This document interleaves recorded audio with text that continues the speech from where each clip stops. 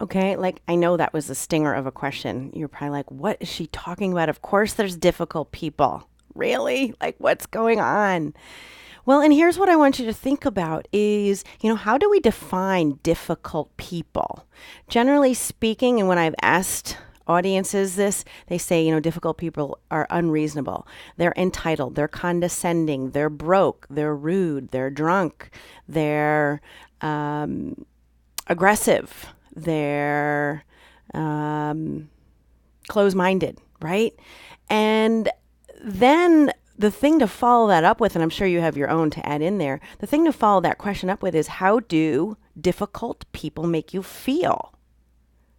How do difficult people make you feel?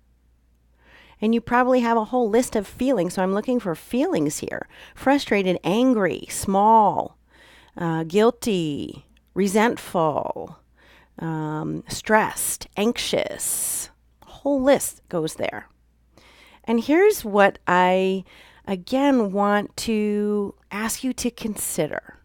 And that is, if you believe in the model that we worked on last week and that we're going to continue to work on, then you'll realize that difficult people are not your circumstance. They're your thought. And your thought is what creates your feeling, right? Not the person. So let me give you an example of that. Let me give you a real life example. So I once worked with a veterinary practice that told me that they had a client who said, I hope the building burns down and you're all in it. That is the circumstance.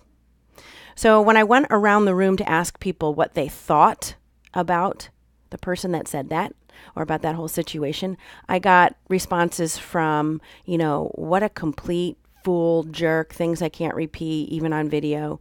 I got other comments such as, what a joke. We did the best we could. We tried so hard to save his dog. And then I got another response where someone said, wow, I can't imagine what's going on in his life, that's the way that he responded to us.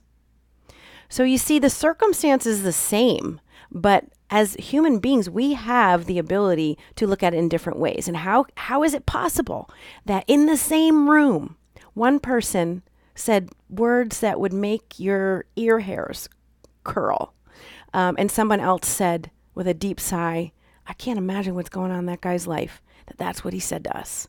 Wow. So I hope that just starts to make your mind go,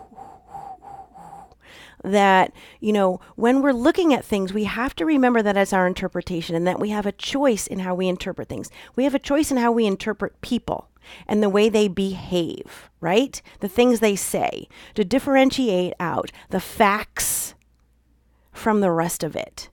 And to be honest with you, there are the facts and the rest is drama.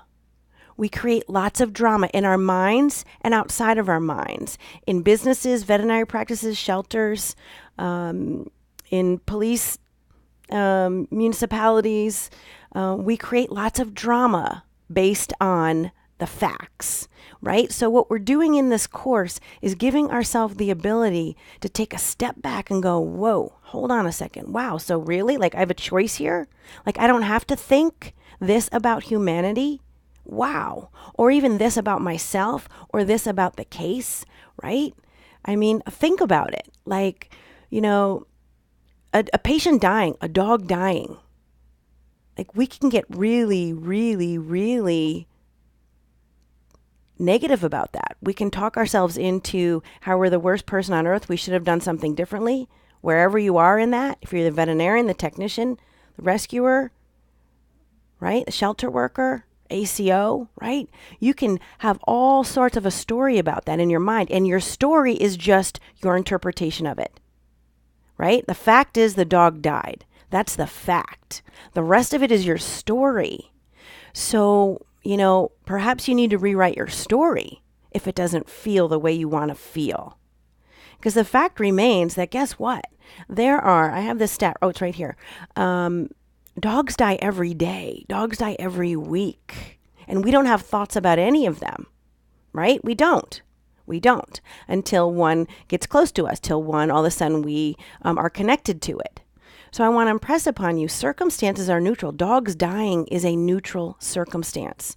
12.8 thousand dogs die every week in this country, right? And that's due to euthanasia. 16.5 thousand cats every week. And most of us don't think about those all day long. Some of you may. I get that. I get that. But until you have a thought about it is how you interpret that. And when I work with animal rescue and welfare people, it's like, if you want to go down that slippery slope of thinking, oh my goodness, there's no way we can get a handle of this. Why should I even bother? Like, that's an option for you. That's one way to interpret that. Absolutely. But another way to interpret is, wow, that number's down from 2 years ago. And we're making a difference, one animal at a time. So again, back to circumstances are neutral, and how we want to think and feel in our lives is under your complete control. All right, stick around for the next video when we talk about our manuals, our rule books for other people. This is good stuff.